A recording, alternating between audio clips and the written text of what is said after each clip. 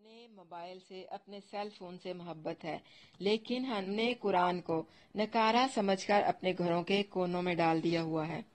تو ایک مکالمہ میں آپ کو سناتی ہوں، مجھے بڑا اچھا لگا تھا۔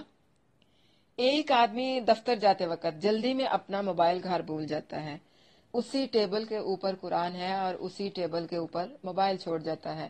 اب ہوتا کیا ہے کہ موبائل اور قرآن ایک دوسرے کو دیکھتے ہیں، ایک دوسرے سے بات کرتے ہیں۔ کیسے بات کرتے ہیں بھلا؟ فون کہتا ہے کہ یہ مجھے آج گھر کیسے چھوڑ گیا؟ قرآن کہتا ہے مجھے تو روز چھوڑ کے جاتا ہے۔ فون کہتا ہے نہیں، دیکھنا تم، وہ ابھی مجھے لینے آ جائے گا۔ قرآن کہتا ہے کوئی نہیں آئے گا۔ فون نے کہا وہ میرے بغیر رہ ہی نہیں سکتا۔ قرآن نے کہا میرے بغیر بھی تو وہ دن بھر رہتا ہے۔ فون کہتا ہے میں اس کو دوسروں سے رابطے میں رکھتا ہوں۔ قرآن کہتا ہے میں بھی تو اسے آخرت اور دنیا کے درمیان رابطے میں رکھتا ہوں۔ فون کہتا ہے میں اسے زمانے بھر کی خبریں دیتا ہوں۔ قرآن کہتا ہے میں تو دنیا کے ساتھ ساتھ اسے آخرت کی بھی خبریں دیتا ہوں۔ ابھی یہ مکالمہ چل ہی رہا تھا کہ وہ آدمی گھبرایا ہوا آیا اور فون کو اٹھایا۔ جیسے ہی فون کو اٹھایا تو قرآن نے سوچا اب یہ مجھے بھی اٹھا لے گا، لیکن ہوا کیا کہ اس نے فون کو اٹھایا اور باہر چلا گیا اور قرآن وہیں پڑا رہ گیا۔ اس طرح ہم قرآن کو کہتے ہیں کہ ہم نے قرآن کو چھوڑا ہوا ہے۔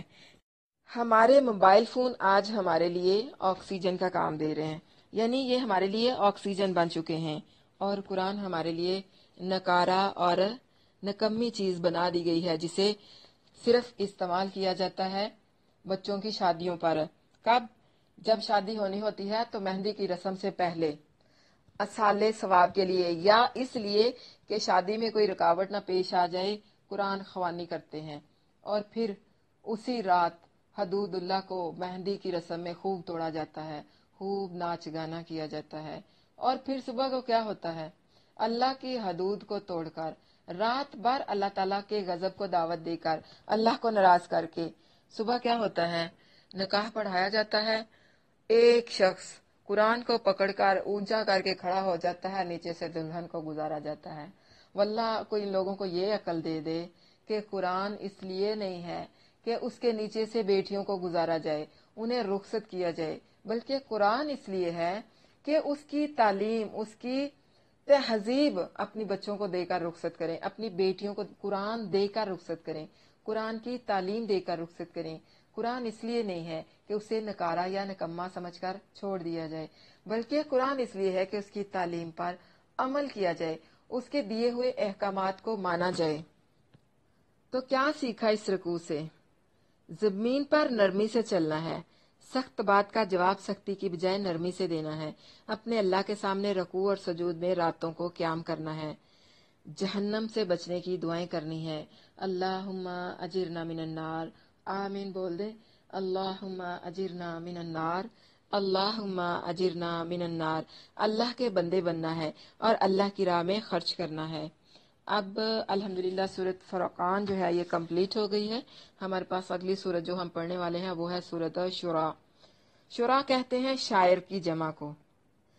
نبی کریم صلی اللہ علیہ وسلم پر ایک الزام یہ بھی لگایا گیا تھا کہ آپ شاعر ہیں، شاید اس لیے کہ آپ صلی اللہ علیہ وسلم کا ہر لفظ نپا تلا اور دل پر اثر کرنے والا ہوتا تھا۔ عربوں کا وہ دور، اس میں شاعری کو بہت عروج تھا، فصاحت و بلاغت کا چرچا تھا۔ ایک ایک عرب آدمی حروف تہجی کے ایک حرف کے ساتھ ایک وقت میں 200 شعر بنا سکتا تھا یا بیان کرتا تھا۔ کفار مشرکین نے اللہ کے نبی صلی اللہ علیہ وسلم کی جس حیثیت کو تسلیم کیا تھا وہ کون سی تھی؟ شاعر کی حیثیت۔ یہ بہت ہی پیاری صورت ہے، اس میں اللہ کے نبی صلی اللہ علیہ وسلم کو اپنے قریبی رشتہ داروں کو دین کی دعوت دینے کا حکم بھی ملا ہے، اور پچھلے انبیاء کا مختصر سا تذکرہ بھی بیان کیا گیا ہے۔ مکی صورت ہے، 227 آیات ہیں، چھوٹی چھوٹی سی ہیں، زیادہ بڑی نہیں ہیں۔ رکوع ہیں اس کے 11، ترتیب کے لحاظ سے یعنی قرآنی ترتیب کے لحاظ سے 26ویں نمبر پر ہے، اور ترتیب نزولی کے لحاظ سے 47 نمبر ہے۔ تو چلتے ہیں ہم اپنی سورت کی طرف۔ رکوع کا نمبر نوٹ کر لیں، 1 سے 9۔ برائی کو دیکھ کر جلنے کوڑنے والے۔ بسم اللہ الرحمن الرحیم۔ تاسین میم، تلک آیات الکتاب المبین، لعلک باخع نفسک الا یکونوا مؤمنین۔ اللہ کے نام سے جو بے حد رحم والا نہایت مہربان ہے۔ تاسین میم حروف مقطعات۔ یہ واضح کتاب کی آیات ہیں، شاید تو اپنے آپ کو ہلاک کرنے والا ہے اس لیے کہ وہ مومن نہیں ہوتے۔ اگر ہم چاہیں تو ان پر آسمان سے کوئی نشانی اتار دیں، پھر اس کے سامنے ان کی گردنیں نیچی ہو جائیں، اور ان کے پاس رحمان کی طرف سے کوئی نصیحت نہیں آتی جو نئی ہو، مگر وہ اس سے منہ موڑنے والے ہوتے ہیں۔ پس بے شک وہ جھٹلا چکے، سو ان کے پاس جلد ہی اس چیز کی خبریں آ جائیں گی جس کا وہ مذاق اڑایا کرتے تھے۔ کیا انہوں نے زمین کی طرف نہیں دیکھا کہ ہم نے اس میں کتنی چیزیں ہر عمدہ قسم میں سے اگائی ہیں؟ بے شک اس میں عظیم نشانی ہے، اور ان کے اکثر ایمان نہیں لاتے۔ اور بے شک تیرا رب یقیناً وہی سب پر غالب نہایت رحم والا ہے۔ کفار مکہ نبی کریم صلی اللہ علیہ وسلم سے کوئی نشانی اور معجزہ مانگتے تھے تاکہ اسے دیکھ کر اطمینان ہو جائے کہ آپ واقعی یہ پیغام اللہ کی طرف سے لائے ہیں۔ فرمایا، اگر کسی کو ایمان لانے کے لیے نشانی کی طلب ہے تو کتاب مبین کی یہ آیات موجود ہیں، کسی معجزے کی ضرورت نہیں۔ اس بات کو اللہ تعالیٰ نے اس صورت میں اور ہر واقعے پر دہرایا ہے۔ ان فی ذالک لآیہ، بے شک اس میں یقیناً عظیم نشانی ہے، یعنی قرآن میں آنے والی ہر آیت اور ہر واقعہ ہی معجزہ ہے جو قرآن کے من جانب اللہ یعنی اللہ کی طرف سے نازل ہونے کی دلیل ہے۔ لا اللہ کا باخع نفسہ کا یعنی اب کیا تو خود کو ہلاک کرنے والا ہے؟ اس کا مقصد اللہ کے نبی صلی اللہ علیہ وسلم کو تسلی دینا ہے کہ ان بدبختوں کے ایمان نہ لانے پر آپ اس قدر غمگین کیوں ہیں؟ قرآن سے بڑا معجزہ کوئی نہیں، اور آپ نے انہیں دکھلا دیا، اب بھی ایمان نہیں لاتے تو ان پر اتنا غم کرنے کی ضرورت نہیں ہے۔ ایسے ہوتا ہے نا آپ بھی، جب آپ کا بچہ یا آپ کی بیٹی آپ کی بات نہیں مانتی تو آپ کو بہت تکلیف ہوتی ہے، بہت دکھ ہوتا ہے، اور آپ کو غصہ بھی آتا ہے، یعنی آپ کو بڑی تکلیف ہوتی ہے کہ یہ آپ کے بیٹے ہیں، آپ کی بیٹیاں ہیں، یہ آپ کی اولاد ہیں، تو آپ کی بات کیوں نہیں سنتے، آپ کی بات کیوں نہیں مانتے؟ تو اس لیے جب اللہ کے نبی صلی اللہ علیہ وسلم کی بات کفار مشرکین نہ مانتے تو اللہ کے نبی صلی اللہ علیہ وسلم کو بھی بہت تکلیف ہوتی۔ تو اللہ تعالیٰ انہیں تسلی دے رہے ہیں کہ اگر یہ بات نہیں مانتے، قرآن دیکھ کر پھر مزید معجزے طلب کرتے ہیں، تیری بات پر یقین نہیں کرتے، تو پھر تجھے بھی ان پر جلنے کوڑنے کی ضرورت نہیں ہے۔ تو کیا سیکھا ہے؟ اللہ کی قدرت کی نشانیوں پر غور و فکر کرنا ہے، رحمان کی نعمتوں سے منہ نہیں موڑنا، دین کا مذاق نہیں اڑانا، زرخیز زمین کی طرح بن کر خیر کی فصلوں کو اگانا ہے۔ اللہ زبردست رحیم ہے، اس کو یاد رکھنا ہے، ظالم نہیں بننا۔ اس میں یہ بھی بتایا گیا ہے کہ جو انبیاء ہیں وہ شاعر نہیں ہوتے، لیکن ان کی باتیں، ان کا انداز تبلیغ، ان کا دعوت دینے کا طریقہ اس قدر خوبصورت ہوتا ہے، اس قدر مفید ہوتا ہے کہ لوگوں کو ان کا مقابلہ کرنے کی جرت نہیں ہوتی، لوگ ان کا مقابلہ نہیں کر سکتے، تو پھر وہ کیا کہہ دیتے ہیں، جس طرح موسیٰ کو بولا تھا فرعون نے کہ یہ تو جادوگر ہے، اسی طرح پھر وہ لوگ کہہ دیتے ہیں کہ یہ تو شاعر ہے، یعنی جب لاجواب ہو جاتے ہیں تو شاعر بول دیتے ہیں۔ اگلی آیات کا نمبر نوٹ کر لیں، 10 سے 33۔ موسیٰ اور فرعون آمنے سامنے۔ اب یہاں پر مختصر طور پر حضرت موسیٰ کا فرعون کے ساتھ سامنا ہونے والا ہے۔ اور جب تیرے رب نے موسیٰ کو آواز دی کہ ان ظالم لوگوں کے پاس جا۔ کون تھے وہ ظالم لوگ؟ فرعون اور اس کی قوم۔ فرعون کی قوم کے پاس کیا وہ ڈرتے نہیں؟ اس نے کہا، اے میرے رب، بے شک میں ڈرتا ہوں کہ وہ مجھے جھٹلا دیں۔ جب اللہ تعالیٰ نے حضرت موسیٰ اور حضرت ہارون علیہ السلام کو کہا کہ فرعون کے پاس جاؤ اور اسے میری دعوت دو، یعنی میری طرف اسے بلاؤ، انہوں نے کہا، اے میرے رب، بے شک میں ڈرتا ہوں کہ وہ مجھے جھٹلا دیں گے، اور میرا سینہ تنگ پڑتا ہے اور میری زبان نہیں چلتی، سو تو ہارون کی طرف پیغام بھیج، اور ان کا میرے ذمہ ایک گناہ ہے، پس میں ڈرتا ہوں کہ وہ مجھے قتل کر دیں گے۔ فرمایا ہرگز ایسے نہیں ہوگا، سو تم دونوں ہماری نشانیوں کے ساتھ جاؤ، بے شک ہم تمہارے ساتھ خوب سننے والے ہیں۔ یعنی جب کوئی حق کی بات لے کر نکلتا ہے تو اللہ اس کا مددگار ہوتا ہے، اس کو سنتا بھی ہے، اس کی مدد بھی کرتا ہے اور اسے دیکھتا بھی ہے۔ اللہ نے کہا تم جاؤ، میں تمہارا مددگار ہوں، میں دیکھتا رہوں گا اور تمہیں سنتا بھی ہوں۔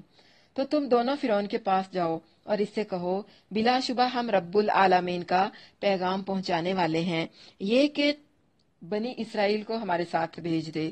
اس نے کہا کیا ہم نے تجھے اپنے اندر اس حال میں نہیں پالا کہ تو بچہ تھا؟ یعنی اب فرعون موسیٰ علیہ السلام کو اس کی پرورش کا تانا دے رہا ہے کہ تجھے ہم نے پالا تھا، ہمارے بیچ میں تم رہے، اور اب تم نبوت کا دعویٰ کرنے لگ گئے ہو، اور اب تم نبی بن کر آ گئے ہو اور ہمیں ایک اللہ کی طرف دعوت دیتے ہو اور پہلی ساری باتیں بھول گئے ہو۔ اس نے کہا کیا ہم نے تجھے اپنے اندر اس حال میں نہیں پالا کہ تو بچہ تھا اور تو ہم میں اپنی عمر میں کئی سال رہا، یعنی تم اپنے کئی عمر کے سال ہمارے پاس رہے، اور تو نے اپنا وہ کام کیا جو تو نے کیا، اور تو نہ شکروں میں سے ہے، یعنی کہ تو نے ایسے کر دیا کہ ہماری دی ہوئی ساری نعمتوں کا شکر ادا کرنے کے بجائے اس کی ناشکری کر دی، یعنی تم تو ناشکرے ہو۔ کہا میں نے اس وقت وہ کام اس حال میں کیا کہ میں خطا کاروں سے تھا، یعنی غلطی سے کیا، خطا پر تھا، پھر میں تم سے بھاگ گیا، جب میں تم سے ڈرا تو میرے رب نے مجھے حکم عطا کیا۔ یہ آیات اپنے واقعات کی خود ہی وضاحت کرتی جا رہی ہیں، ان کے ساتھ مزید وضاحت کی ضرورت بھی نہیں ہے، آپ لوگ بے شک نوٹ کرتے جائیں ساتھ ساتھ۔ تو میرے رب نے مجھے حکم عطا کیا اور مجھے رسولوں میں سے بنا دیا، اور یہ کوئی احسان ہے جو تو مجھ پر جتلا رہا ہے کہ تو نے بنی اسرائیل کو غلام بنا رکھا ہے۔ فرعون نے کہا اور رب العالمین کیا چیز ہے؟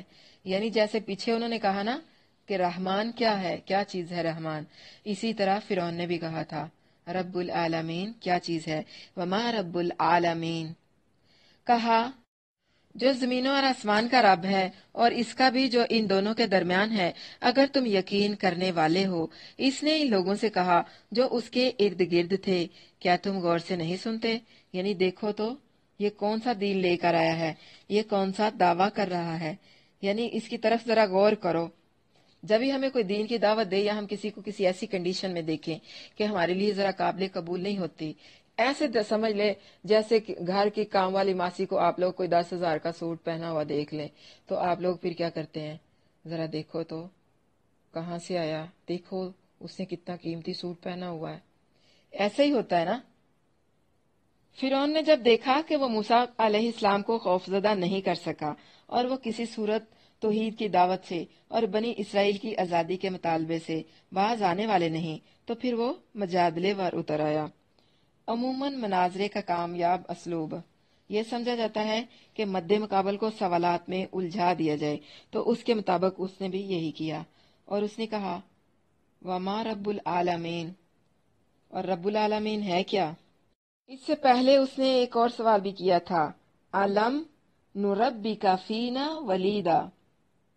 چونکہ مخلوق خالق کی حقیقت کا ادراک کر ہی نہیں سکتی، اس لیے موسیٰ علیہ السلام نے اللہ تعالیٰ کی ربوبیت کے آثار کو اس کا تعارف کے لیے پیش فرمایا۔ قصہ مختصر آپ نے پہلے بھی پڑھا ہوا ہے کہ فرعون کے ساتھ حضرت موسیٰ علیہ السلام کا مناظرہ ہوا، فرعون ہار گیا، اس کے جادوگر بھی سجدے میں گرائے گئے اور حضرت موسیٰ علیہ السلام کو غلبہ عطا ہوا، اور پھر اسی طرح وہ رات کی ایک تاریکی میں بنی اسرائیل کو فرعون کی قید سے چھڑا کر لے گیا۔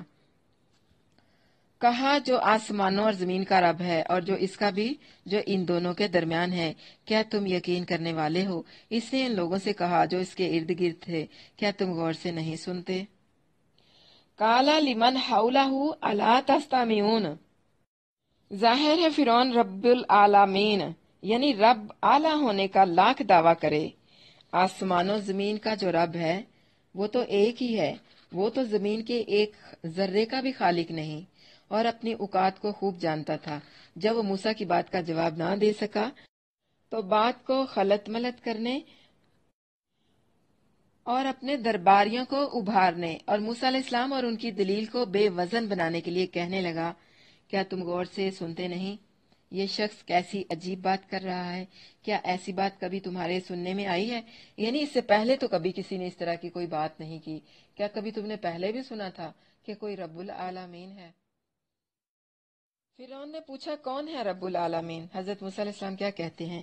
کہا جو تمہارا رب ہے اور تمہارے پہلے باپ دادا کا رب ہے، یعنی جس نے تمہیں پیدا کیا، تمہارے باپوں کے باپوں کو بھی جس نے پیدا کیا۔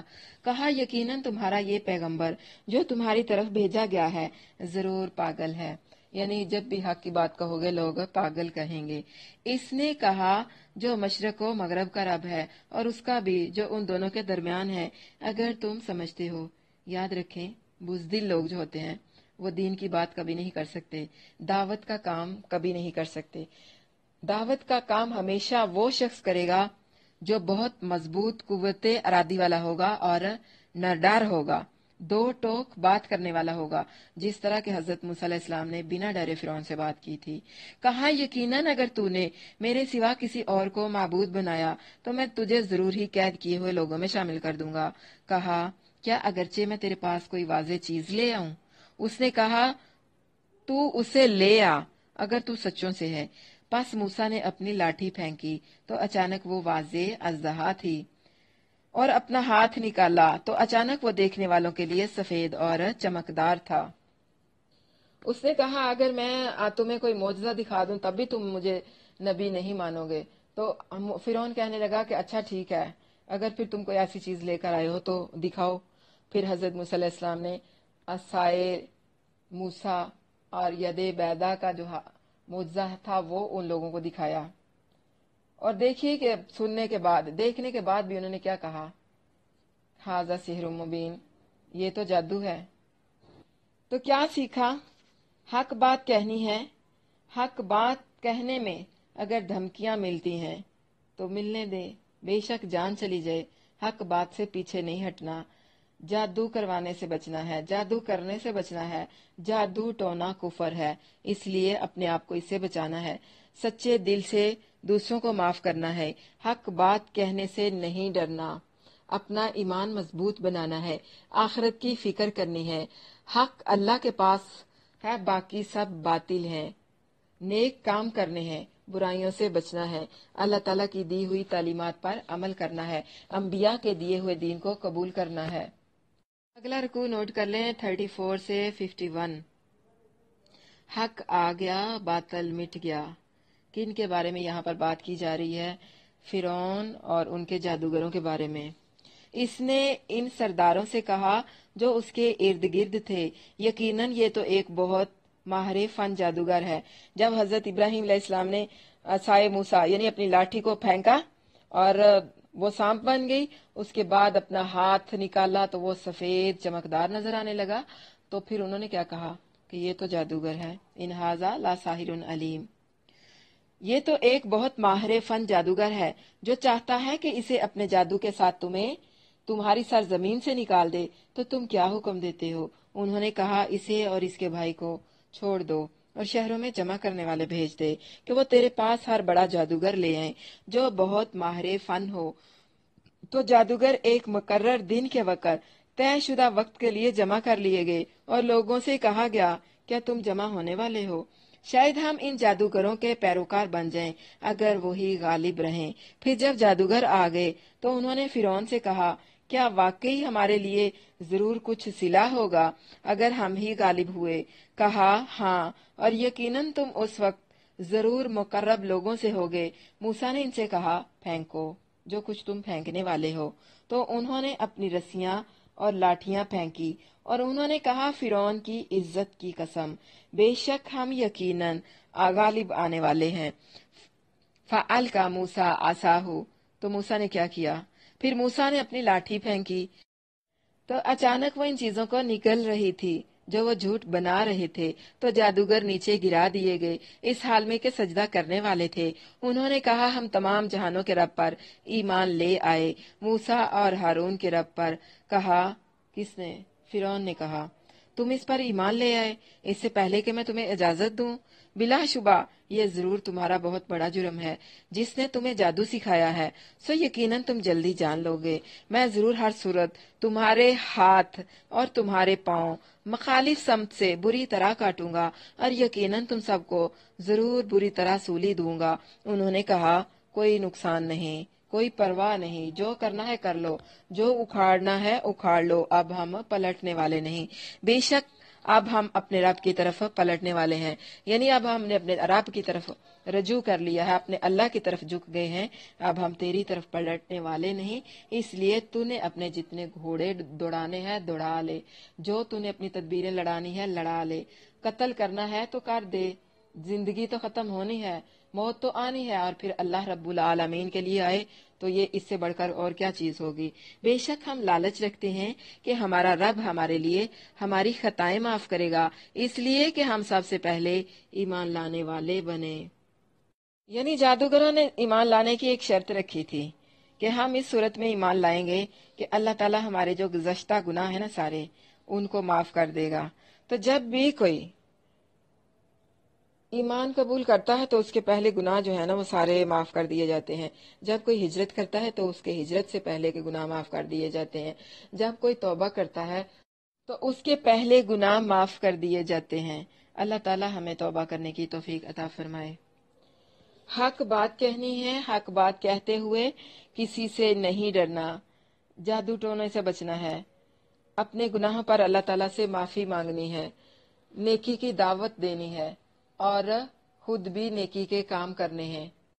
अगला रुकू नोट करें 52 से 61। तख्त से कूदा तो दरिया में गर्क हुआ। कौन था वो? फिरौन। और हमने मूसा की तरफ वही की, मेरे बंदों को रात ले चल, यकीनन तुम्हारा पीछा किया जाएगा। मानी अल्लाह ताला ने हजरत मूसा अलैहिस्सलाम को हुक्म दिया कि रातों रात बनी इसराइल को लेकर यहाँ से निकल जाओ। तो फिरौन ने शहरों में इकट्ठा करने वाले भेज दिए। फिरौन को जब खबर हुई कि मूसा अलैहिस्सलाम निकल चुके हैं अपने साथियों को लेकर, तो उसने सोचा कि उनकी तो मुख्तसर सी जमात है। उसने फिर सारे शहर में मनादी करा दी, पीछा करने के लिए लोगों को इकट्ठा करना शुरू कर दिया। तो फिरौन ने शहरों में इकट्ठा करने वाले भेज दिए कि बेशक ये लोग तो एक थोड़ी सी जमात हैं और बिलाशुबा ये हमें यकीनन गुस्सा दिलाने वाले हैं, और बेशक हम यकीनन सब चौकन्ने रहने वाले हैं। तो हमने इन्हें बागों और चश्मों से निकाल दिया और खजानों से और उम्दा जगह से। किन को भला, किन की बात हो रही है? फिरौन की बात हो रही है। इस बहाने से अल्लाह ताला ने उनसे उनकी सारी नेमतें छीन ली थी। ऐसे ही हुआ और हमने उनका वारिस बनी इसराइल को बना दिया, यानी उनको बागों से, चश्मों से, उनके खजानों से। जब भी फिरौन ने अपना लश्कर तैयार किया था ना, अपने खजाने, अपनी हर चीज, माल, जानवर, हाँ अपनी खवातीन, यानी सब के सब हजरत मूसा अलैहिस्सलाम के पीछे निकले थे कि कोई पीछे ना रह जाए किसी चीज के लालच में। अब इसलिए वो अपना सारा साजो सामान भी साथ लेकर आए थे। तो फिर अल्लाह ताला ने क्या किया, उनको गर्क कर दिया और उनका वारिस किसको बना दिया? बनी इसराइल को।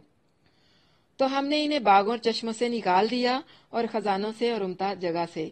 ऐसे ही है, और हमने उनका वारिस बनी इसराइल को बना दिया, यानी बिल्कुल इसी तरह हुआ।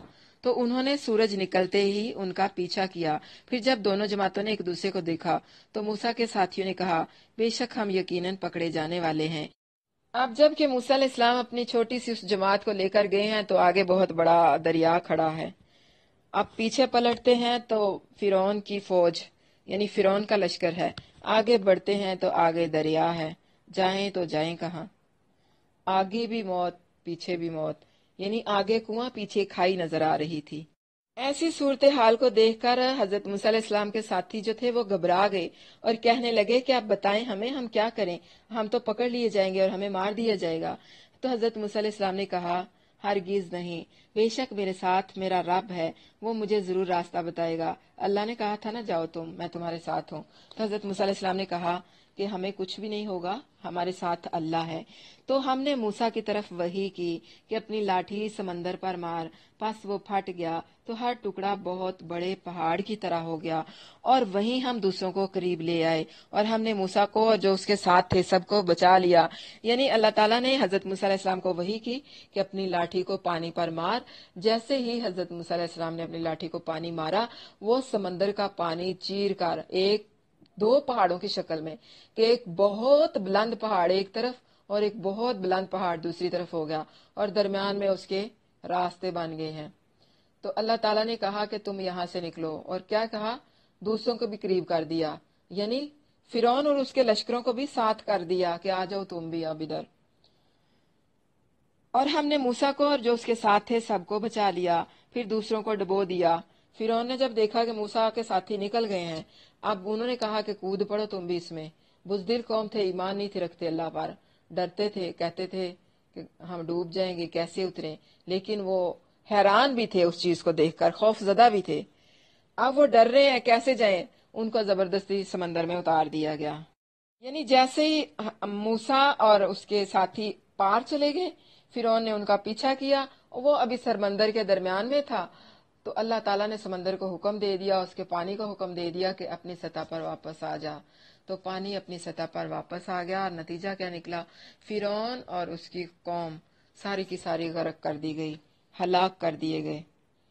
और बेशक तेरा रब यकीनन वही सब पर गालिब बेहद रहम वाला है। तो क्या पता चला, हक बात कहनी है, बातिल से मुंह मोड़ना है, बातिल से नहीं डरना, अल्लाह का पैगाम उसके बंदों तक पहुंचा के रहना है, चाहे कुछ भी हो जाए। अल्लाह ताला से सिराते मुस्तकीम के लिए दुआ करनी है, अल्लाह ताला से मदद मांगनी है। जमीनों आसमान का मालिक अल्लाह ताला है, इसलिए हमने अपनी दुआएं अल्लाह से मांगनी है। अल्लाह के सिवा कोई अता नहीं कर सकता, इस बात का यकीन रखना है। और अंबिया के जो तज़किरे और इनके अंदर जो निशानियां हैं, इनसे इबरत पकड़नी है, इन पर गौर फिक्र करना है, तकवा इख्तियार करना है, नाफरमानी नहीं करनी। अल्लाह बहुत बख्शने वाला और बहुत मेहरबान है, इसलिए अल्लाह ताला से उसकी बख्शिश मांगनी है, तौबा करनी है और अल्लाह से उसका रहम मांगना है। अगला रुकू नोट कर लें, 69 से 104। अबादत सिर्फ एक अल्लाह की। और इन पर इब्राहिम की खबर पड़, जब उसने अपने बाप और अपनी कौम से कहा, तुम किस चीज की इबादत करते हो? उन्होंने कहा, हम अजीम बुतों की इबादत करते हैं, बस इन्हीं के मजावर बने रहते हैं। कहा, क्या वो तुम्हें सुनते हैं जब तुम पुकारते हो, या तुम्हें फायदा देते हैं या नुकसान पहुंचाते हैं? उन्होंने कहा, बल्कि हमने अपने बाप दादा को पाया कि वो ऐसे ही करते थे। जब हजरत इब्राहिम अलैहिस्सलाम ने उनसे पूछा, क्या है ये जो तुम्हारे बुत हैं, जिनके तुम मजावर बने बैठे हो, जिनकी तुम पूजा करते हो, जिनको तुम चढ़ावे चढ़ाते हो, क्या ये तुम्हारी बात सुनते हैं, तुम्हें कोई फायदा वगैरह भी देते हैं या तुम्हें कोई नुकसान भी पहुंचाते हैं? तो उन्होंने कहा, उन्हें पता था हम गलत हैं। उन्होंने कहा कि हमने अपने बाप दादा को इसी तरह करते हुए देखा था। यानी अब उनके पास इस चीज की कोई दलील ही नहीं है। ऐसे ही जब किसी के पास कोई दलील नहीं बचती तो वो क्या कहता है, वमा अलैना आबाउना, कि इसी पर हमने अपने बाप दादा को पाया है और यही हमने करना है।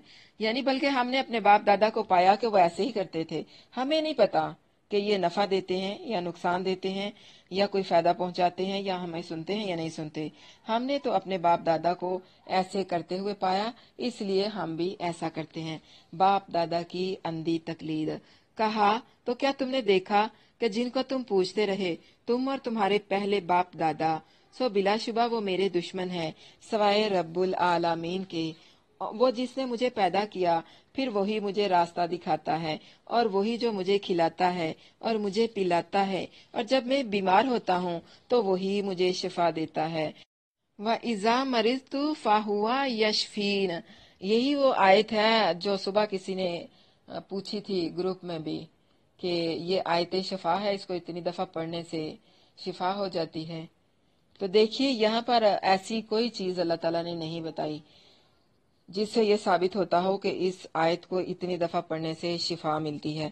इसका मतलब खैर और शर दोनों अल्लाह की तरफ से हैं। अल्लाह ताला खिलाता पिलाता है, और जब बीमार होते हैं तो अल्लाह ताला ही शिफा देता है। अगरचे बीमारी और शिफा दोनों अल्लाह की तरफ से हैं, لیکن حضرت ابراہیم نے یہاں بیمار ہونے کی نسبت اپنی طرف کی ہے کہ جب میں بیمار ہوتا ہوں، اور شفا دینے کی نسبت اللہ کی طرف کی ہے، فَهُوَ یشفینی، وہ مجھے شفا دیتا ہے۔ اس میں کیا ہے؟ اس میں حضرت ابراہیم علیہ السلام نے اللہ تعالیٰ کا احترام کیا ہے، ادب کیا ہے، اور ادب کرتے ہوئے کہا ہے کہ خیر اور شر دونوں کا خالق ہونے کے باوجود شر کی نسبت میں اپنی طرف کرتا ہوں اور خیر کی نسبت اللہ تعالیٰ کی طرف کرتا ہوں۔ اور وہ جو مجھے موت دے گا پھر مجھے زندہ کرے گا، اور وہ جس سے میں طمع رکھتا ہوں کہ وہ جزا کے دن میری خطا بخش دے گا۔ اے میرے رب، مجھے حکم عطا کر اور مجھے نیک لوگوں کے ساتھ ملا، اور پیچھے آنے والوں میں میرے لیے سچی ناموری رکھ، اور مجھے نعمت کی جنت کا وارث بنا، اور میرے باپ کو بخش دے، یقیناً وہ گمراہوں میں سے تھا۔ ظلم کرنے والے مطلب کفار اور مشرکین جنہوں نے ایمان قبول نہیں تھا کیا، انہوں نے ایمان نہیں قبول کیا، اپنی جانوں پر ظلم کیا۔ کس لیے؟ ضد اور ہٹ درمی کی وجہ سے، اسلام کو نیچا دکھانے کے لیے انہوں نے کیا کیا؟ رسول اللہ صلی اللہ علیہ وسلم کو ساحر، کاہن اور شاعر کہنا شروع کر دیا۔ فرمایا یہ لوگ جلد ہی جان لیں گے کہ ان کا کیا انجام ہونے والا ہے۔ آخرت میں ان کے لیے اللہ تعالیٰ نے کیا کیا عذاب اور سزائیں تیار کر رکھی ہیں، ان کے لیے سخت وعید ہے۔ اللہم احسن عاقبتنا فی الامور کلھا واجرنا من خزی الدنیا وعذاب الاخرہ، آمین۔ تو یہ تھی سورۃ شعراء، الحمدللہ کمپلیٹ ہو گئی۔ اب ہماری اگلی سورۃ جو ہم ابھی شروع کرنے والے ہیں وہ سورہ نمل ہے۔ نمل کہتے ہیں چیونٹی کو، اتنی چھوٹی سی حقیر سی چیونٹی، ایک حقیر سی چیز ہے جس کے نام پر اللہ تعالیٰ نے قرآن میں سورت نازل کر دی۔ اگر ایک حقیر سی چیز کے نام پر قرآن میں سورت نازل ہوئی ہے تو یقیناً اس میں اللہ تعالیٰ کی کوئی بہت بڑی حکمت رکھی ہوگی۔ یقیناً اللہ تعالیٰ نے اپنی چھوٹی سی مخلوقات کو بھی معرفت دی۔ کس طرح چیونٹی نے حضرت سلیمان کے لشکروں کو آتا دیکھ کر دوسری چیونٹیوں کو آگاہ کیا تھا، اس صورت میں بھی توحید اور شرک کے واضح دلائل دیے گئے ہیں۔ مکی صورت ہے، آیات 93 ہیں، رکوع 7 ہیں، قرآنی ترتیب میں 27ویں نمبر پر ہے، اور ترتیب نزولی کے اعتبار سے 48 نمبر پر ہے۔ رکوع کا نمبر نوٹ کر لیں، 1 سے 14۔ موسیٰ علیہ السلام کی اپنے رب کے ساتھ ملاقات۔ بسم اللہ الرحمن الرحیم، اللہ کے نام سے جو بے حد رحم والا نہایت مہربان ہے۔ تاسین، یہ کامل قرآن اور واضح کتاب کی آیات ہیں، مومنوں کے لیے ہدایت اور بشارت ہیں، وہ جو نماز قائم کرتے اور زکوٰۃ دیتے ہیں اور آخرت پر بھی وہی یقین رکھتے ہیں۔ بے شک جو لوگ آخرت پر ایمان نہیں رکھتے ہم نے ان کے لیے ان کے اعمال مزین کر دیے ہیں، پس وہ حیران پھرتے ہیں۔ یہی لوگ ہیں جن پر برا عذاب ہے اور وہ آخرت میں وہی سب سے زیادہ نقصان اٹھانے والے ہیں۔ اور بلا شبہ یقیناً تجھے قرآن ایک کمال حکمت والے اور سب کچھ جاننے والے کے پاس سے عطا کیا جاتا ہے۔ جب موسیٰ نے اپنے گھر والوں سے کہا، بلا شبہ میں نے ایک آگ دیکھی ہے، میں عنقریب تمہارے پاس اس سے کوئی خبر لاؤں گا۔ حضرت موسیٰ علیہ السلام اپنے گھر والوں کی دیکھ بھال کر رہے ہیں، ٹیک کیئر ہیں۔ اپنی بیوی سے کہا، ادھر رکو میں ابھی آتا ہوں، میں عنقریب تمہارے پاس اس سے کوئی خبر لاؤں گا یا تمہارے پاس اس سے سلگایا ہوا انگارہ لے کر آؤں گا تاکہ تم تاپ لو، یعنی تم آگ کی حرارت لے لو۔ میں وہاں سے اگر اور کچھ نہ ملا تو وہاں سے آگ لے آؤں گا تاکہ تم اپنے ہاتھوں کو سیک سکو۔ تو جب وہ اس کے پاس آیا تو اسے آواز دی گئی کہ بابرکت ہے وہ جو آگ میں ہے اور جو اس کے ارد گرد ہے، اللہ پاک ہے جو سارے جہانوں کا رب ہے۔ یہی وہ جگہ ہے جہاں پر موسیٰ علیہ السلام کی اللہ تعالیٰ سے ملاقات ہوئی تھی۔ آپ اس کا ٹاپک یہ بھی لگا سکتے ہیں کہ اللہ کی اپنے بندے موسیٰ علیہ السلام سے ملاقات۔ اے موسیٰ، بے شک حقیقت یہ ہے کہ میں ہی اللہ ہوں جو سب پر غالب کمال حکمت والا ہے، اور اپنی لاٹھی پھینک تو جب اس نے اسے دیکھا کہ حرکت کر رہی ہے جیسے وہ ایک سانپ ہے تو پیٹھ پھیر کر لوٹا اور واپس نہیں مڑا۔ اے موسیٰ مت ڈر۔ جب حضرت موسیٰ علیہ السلام کو اللہ تعالیٰ نے حکم دیا کہ اپنی لاٹھی کو زمین پر پھینکو، انہوں نے جب لاٹھی کو زمین پر پھینکا تو وہ سانپ بن گئی، تو حضرت موسیٰ علیہ السلام وہاں سے ڈر کر بھاگ گئے، پیچھے مڑ کر نہ دیکھا۔ تو پھر اللہ تعالیٰ نے آواز دی، اے موسیٰ مت ڈر، بے شک میرے پاس رسول نہیں ڈرتے مگر جس نے ظلم کیا پھر برائی کے بعد بدل کر نیکی کی، تو بے شک میں بے حد بخشنے والا نہایت مہربان ہوں۔ اور اپنا ہاتھ اپنے گریبان میں ڈال، کسی عیب کے بغیر چمکتا ہوا سفید نکلے گا 9 نشانیوں میں فرعون اور اس کی قوم کی طرف۔ بلا شبہ وہ نافرمان لوگ تھے۔ تو جب ان کے پاس ہماری نشانیاں آنکھیں کھول دینے والی پہنچی تو انہوں نے کہا یہ کھلا جادو ہے، اور انہوں نے ظلم اور تکبر کی وجہ سے اس کا انکار کر دیا، حالانکہ ان کے دل ان کا اچھی طرح یقین کر چکے تھے۔ پس دیکھ فساد کرنے والوں کا انجام کیسا ہوا۔ فرعون کے پاس موسیٰ آئے تو حق قبول نہ کیا۔ ملکہ سبا، اس کے پاس ایک پرندہ گیا تو اس نے حق قبول کر لیا۔ تو کیا سیکھا؟ نماز پڑھنی ہے، زکوٰۃ ادا کرنی ہے، آخرت پر یقین رکھنا ہے، اعمال کو خوبصورت بنانا ہے، فساد نہیں کرنا، تکبر اور غرور نہیں کرنا، شیطان کی چالوں میں نہیں آنا۔ شیطان اگر برے اعمال مزین کر کے دکھائے تو شیطان کے بہکاوے میں نہیں آنا۔ اگلا رکوع نوٹ کر لیں 15 سے 31۔ ہدہد یعنی ایک پرندے کا پیغام ملکہ سبا کے نام۔ اور بلا شبہ یقیناً ہم نے داؤد اور سلیمان کو ایک علم دیا، اور ان دونوں نے کہا تمام تعریف اللہ کے لیے ہے جس نے ہمیں اپنے بہت سے مومن بندوں پر فضیلت دی۔ اور سلیمان داؤد کا وارث بنا، اور اس نے کہا اے لوگو، ہمیں پرندوں کی بولی سکھائی گئی اور ہمیں ہر چیز میں سے حصہ دیا گیا ہے، بے شک یہ یقیناً یہی واضح فضل ہے۔ اور سلیمان کے لیے اس کے لشکر جمع کیے گئے جو جنوں اور انسانوں اور پرندوں سے تھے، پھر وہ الگ الگ تقسیم کیے جاتے تھے، یہاں تک کہ جب وہ چیونٹیوں کی وادی پر آئے تو ایک چیونٹی نے کہا اے چیونٹیوں، اپنے گھروں میں داخل ہو جاؤ، کہیں سلیمان اور اس کا لشکر تمہیں کچل نہ دیں اور وہ شعور نہ رکھتے ہوں۔ تو وہ اس کی بات سے ہنستا ہوا مسکرایا اور اس نے کہا اے میرے رب، مجھے توفیق دے کہ میں تیری نعمت کا شکر کروں۔ یہ بھی ایک دعا ہے، وقال ربی اوزنی ان اشکر نعمتک التی انعمت علی وعلی والدی وان اعمل صالحا ترضہ وادخلنی برحمتک فی عبادک الصالحین۔ اے میرے رب، مجھے توفیق دے کہ میں تیری نعمت کا شکر کروں جو تو نے مجھ پر اور میرے ماں باپ پر کی ہے، اور یہ کہ میں نیک عمل کروں جسے تو پسند کرے، اور اپنی رحمت سے مجھے اپنے نیک بندوں میں داخل فرما۔ اور اس نے پرندوں کا جائزہ لیا تو کہا مجھے کیا ہے کہ میں فلاں ہدہد کو نہیں دیکھ رہا، یا وہ غائب ہونے والوں سے ہے، یقیناً میں اسے ضرور سزا دوں گا، بہت سخت سزا، یا میں ضرور ہی اسے ذبح کر دوں گا، یا وہ ضرور ہی میرے پاس کوئی واضح دلیل لے کر آئے گا۔ پس وہ کچھ دیر ٹھہرا جو زیادہ نہ تھی، پھر اس نے کہا میں نے اس بات کا احاطہ کیا ہے جس کا احاطہ تو نے نہیں کیا، اور میں تیرے پاس سبا سے ایک یقینی خبر لایا ہوں۔ ہدہد خبر دے رہا ہے، بے شک میں نے ایک عورت کو پایا ہے، یعنی ملک سبا کے اندر، بے شک میں نے ایک عورت کو پایا کہ ان پر حکومت کر رہی ہے اور اسے ہر چیز میں سے حصہ دیا گیا ہے، اور اس کا ایک بہت بڑا تخت ہے۔ میں نے اسے اور اس کی قوم کو پایا کہ وہ اللہ کو چھوڑ کر سورج کو سجدہ کرتے ہیں، اور شیطان نے ان کے لیے ان کے اعمال مزین کر دیے ہیں، پس انہیں اصل راستے سے روک دیا ہے، پس وہ ہدایت نہیں پاتے تاکہ وہ اللہ کو سجدہ نہ کریں جو آسمان اور زمین میں چھپی چیزوں کو نکالتا ہے اور جانتا ہے جو تم چھپاتے ہو اور جو ظاہر کرتے ہو۔ اللہ وہ ہے جس کے سوا کوئی معبود نہیں، جو عرش عظیم کا رب ہے۔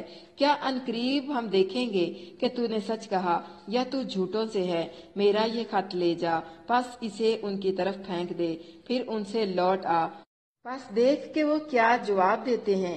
اس ملکہ نے کہا اے سردارو، بے شک میری طرف ایک بہت عزت والا خط پھینکا گیا ہے، بے شک وہ سلیمان کی طرف سے ہے، اور بے شک وہ اللہ کے نام سے ہے جو بے حد رحم والا نہایت مہربان ہے۔ یہ کہ میرے مقابلے میں سرکشی نہ کرو اور فرما بردار بن کر میرے پاس آ جاؤ۔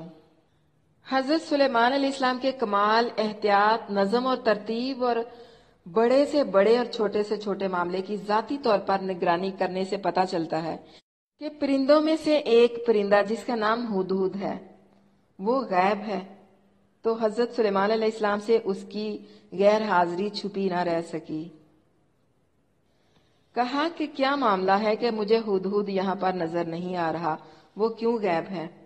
یہ بات اس چیز کی دلیل ہے کہ جو نبی ہیں، انبیاء ہیں، رسول ہیں، وہ غیب کا علم نہیں جانتے۔ اگر انبیاء عالم الغیب ہوتے تو حضرت سلیمان علیہ السلام کو ہدہد کے متعلق علم ہوتا تو وہ کبھی یہ بات نہ کہتے کہ ہدہد کہاں ہے۔ ہدہد کو فکر لگ گئی تھی کہ غیر حاضری کی سزا کیا ہو سکتی ہے، اس لیے وہ تھوڑی ہی دیر میں حاضر ہو گیا اور اپنی غیر حاضری کا عذر بیان کرنے لگا۔ سب سے پہلے اس نے حضرت سلیمان علیہ السلام کے دل میں اس خبر کے لیے تجسس اور شوق پیدا کیا جو وہ سنانے چلا آیا تھا، یعنی پھر اس نے کہا کہ میں اس چیز کی مکمل معلومات لے کر آپ کے پاس آیا ہوں جس کے بارے میں آپ کو پہلے سے نہیں پتا تھا۔ اس سے معلوم ہوا کہ حضرت سلیمان علیہ السلام کو سبا کے پورے حالات معلوم نہیں تھے۔ حضرت سلیمان علیہ السلام وہ عظیم پیغمبر تھے جن کے متعلق اللہ تعالیٰ نے فرمایا ہے وَلَقَدْ آتَيْنَا دَاوُودَ وَسُلَيْمَانَ عِلْمًا، اور بلا شبہ یقیناً ہم نے داؤد اور سلیمان کو علم دیا۔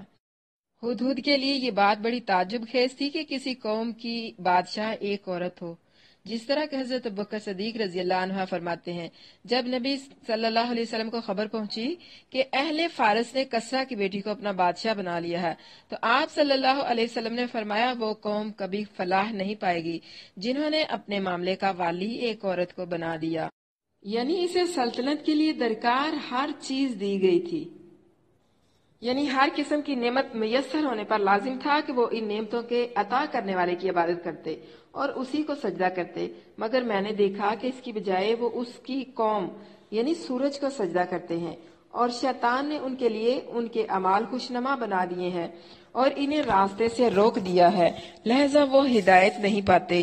یعنی ان کے ہدایت نہ پانے کی وجہ یہ ہے کہ شیطان نے ان کی نگاہ میں سورج کی پرستش مزین کر دی، اس لیے وہ اپنے آپ کو حق پر سمجھ رہے ہیں۔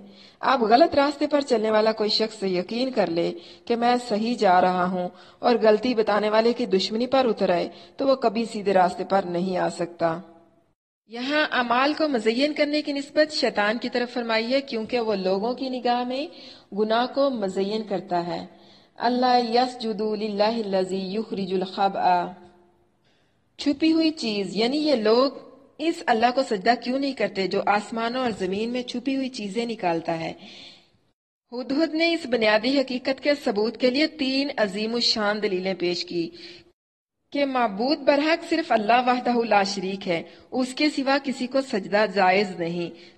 پہلی یہ کہ وہی ہے جو آسمان اور زمین کی مخفی اور پوشیدہ چیزوں کو نکالتا ہے۔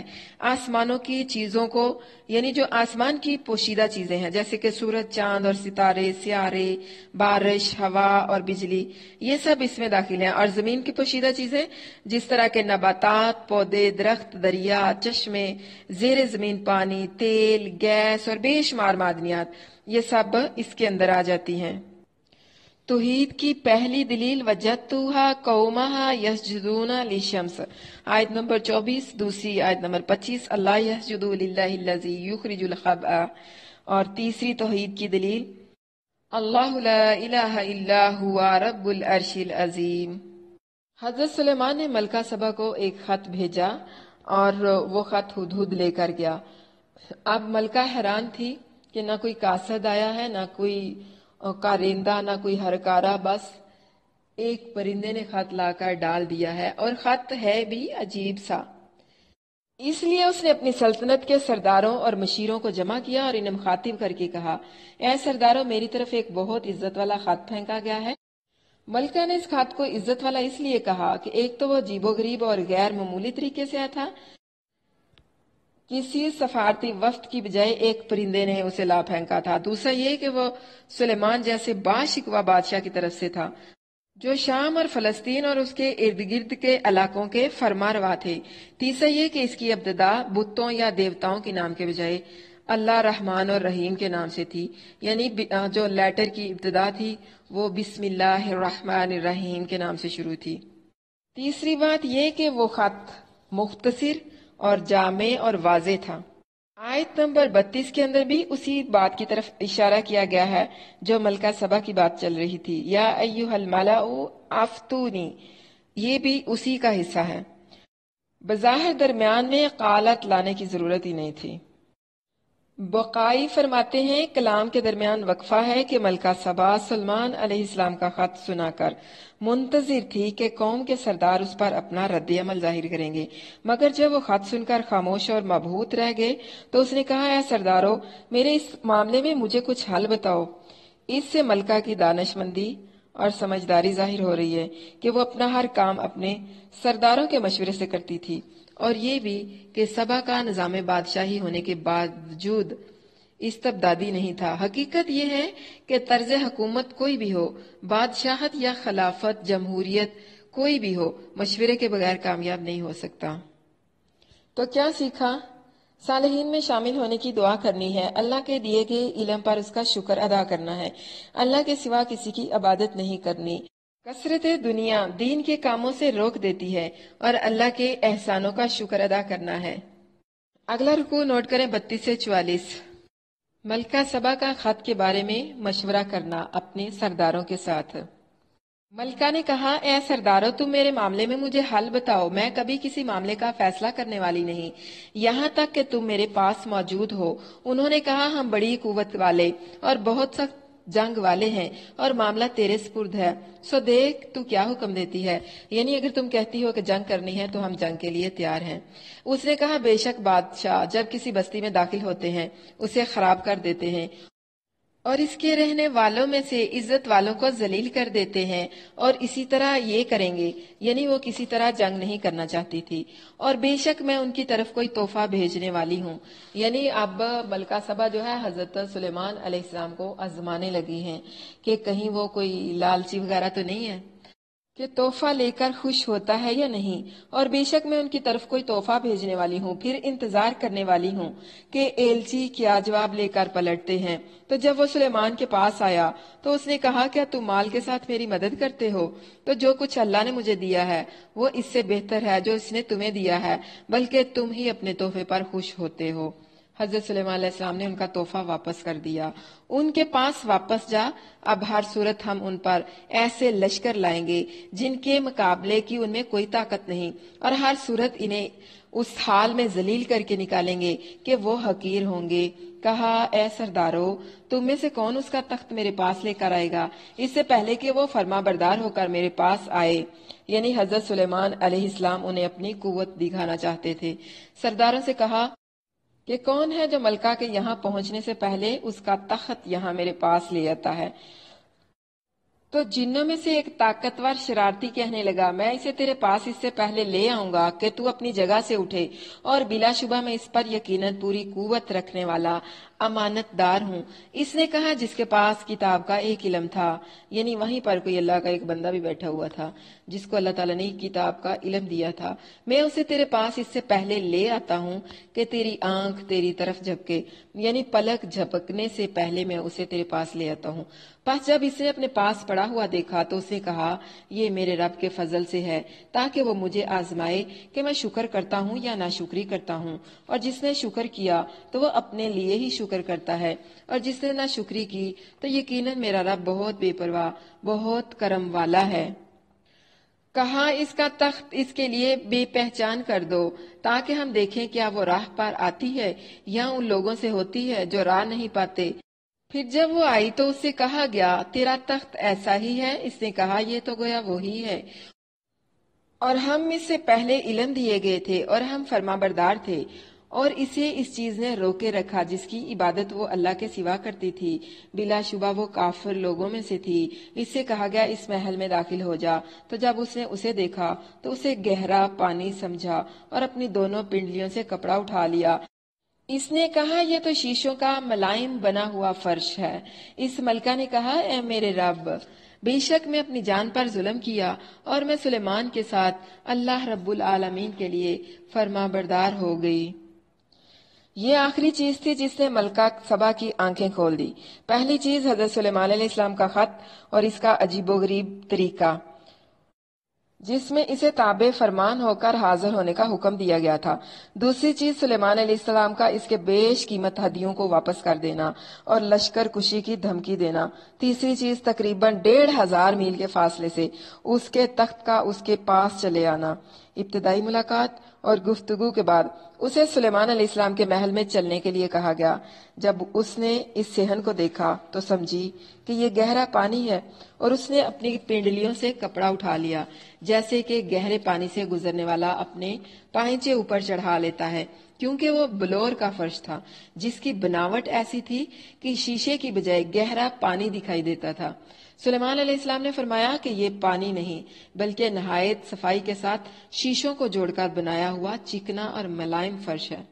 महल में दाखिले के इस वाक़े से हजरत सुलेमान अलैहिस्सलाम की कमाल हिकमत मालूम होती है, जो उन्होंने मलका सबा को इस्लाम की दावत देने के लिए इख्तियार फरमाई। शीशे के इस महल और सेहन का एहतमाम हजरत सुलेमान अलैहिस्सलाम ने इसलिए फरमाया कि मलका को पता चले कि जिस साजो सामान पर इसे और इसकी कौम को नाज था, यहाँ इससे बहुत बढ़कर सामान मौजूद है, और साथ ये भी मालूम हो जाए कि सूरज और सितारों की चमक से मरऊब होकर इन्हें रब समझ लेना ऐसा ही धोखा है जैसे आदमी चमकते शीशे को पानी समझ बैठे। फर्श की हकीकत तौहीद की आगाही का जरिया बन गई और उसने कहा, ऐ मेरे रब, मैंने अपनी जान पर जुल्म किया, अब तक शिरक में मुब्तला रही और तुझे बुलाए रखा, और अब मैं सुलेमान अलैहिस्सलाम के साथ और अल्लाह रब्बुल आलमीन के लिए इस्लाम ले आई और उसकी मुकम्मल फरमाबरदार बन गई। याद रखें, हजरत सुलेमान अलैहिस्सलाम के इस किस्से के बारे में बहुत सारी इसराइली रवायात मौजूद हैं, जिसमें मलका सबा के बारे में भी बहुत सारी बातें हैं जिनकी कोई दलील नहीं है। असल हकीकत यह है कि सुलेमान अलैहिस्सलाम ने जो कुछ भी किया इस्लाम की दावत फैलाने और इसका कलमा बुलंद करने के लिए किया, और इनके ये तमाम वाक़यात हमारे लिए सबक हैं। तो क्या पता चला, हाकम की इज्जत दूसरों पर करना लाजिम है, हर साहबे इक्तदार की इज्जत करना लाजिम है, दीन के कामों में सलाह मशवरे करने चाहिए, अपने नफ्स पर जुल्म नहीं करना, जानो माल से दीन इस्लाम की मदद करनी है, अल्लाह ताला की अतायत करनी है, शिरक से बचना है। अगला रकू नोट कर लें, 45 से 58, वीरान बस्तियां। और बिलाशुबा यकीनन हमने समूद की तरफ उनके भाई सालिहा को भेजा कि अल्लाह की इबादत करो, तो अचानक वो दो ग्रोह होकर झगड़ रहे थे। कहा, ए मेरी कौम, तुम भलाई से पहले बुराई क्यों जल्दी मांगते हो? तुम अल्लाह से बख्शिश क्यों नहीं मांगते ताकि तुम पर रहम किया जाए? उन्होंने कहा, हम तेरे साथ और उन लोगों के साथ जो तेरे हमरा हैं बदशगुनी पकड़ी है। क्या तुम्हारी बदशगुनी यानी तुम्हारी नहुसत अल्लाह के पास है, बल्कि तुम ऐसे लोग हो जो आजमाए जा रहे हो। और इस शहर में 9 शख्स थे जो इस सरजमीन में फसाद फैलाते थे और इस्लाह नहीं करते थे। उन्होंने कहा, आपस में अल्लाह की कसम खाओ कि हम जरूर ही इस पर और इसके घर वालों पर रात के वक्त हमला करेंगे, फिर जरूर ही इसके वारिस से कह देंगे हम इसके घर वालों की हलाकत के वक्त मौजूद न थे और बिलाशुबा हम जरूर सच्चे हैं। और उन्होंने एक चाल चली और हमने भी एक चाल चली, और वो सोचते तक न थे। बस देख इनकी चाल का अंजाम कैसा हुआ। हमने इन्हें और इनकी कौम सबको हलाक कर डाला। तो ये है इनके घर गिरे हुए हैं उसके बाइस जो उन्होंने जुल्म किया। इसमें उन लोगों के लिए यकीनन एक निशानी है जो जानते हैं, और हमने इन लोगों को निजात दी जो ईमान लाए और बचते रहे। और लूत को जब उसने अपनी कौम से कहा, क्या तुम बेहयाई को आते हो जबकि तुम देखते हो? क्या बेशक तुम वाकई औरतों को छोड़कर शहवत से मर्दों के पास आते हो, बल्कि तुम ऐसे लोग हो कि जहालत बरतते हो, यानी कि तुम जाहिल हो। तो उसकी कौम का जवाब उसके सिवा कुछ न था कि उन्होंने कहा, लूत के घर वालों को अपनी बस्ती से निकाल दो। बिलाशुबा ये ऐसे लोग हैं जो बहुत पाकबाज बनते हैं। तो हमने उसे और उसके घर वालों को बचा लिया, मगर उसकी बीवी हमने उसे पीछे रहने वालों में तय कर दिया था।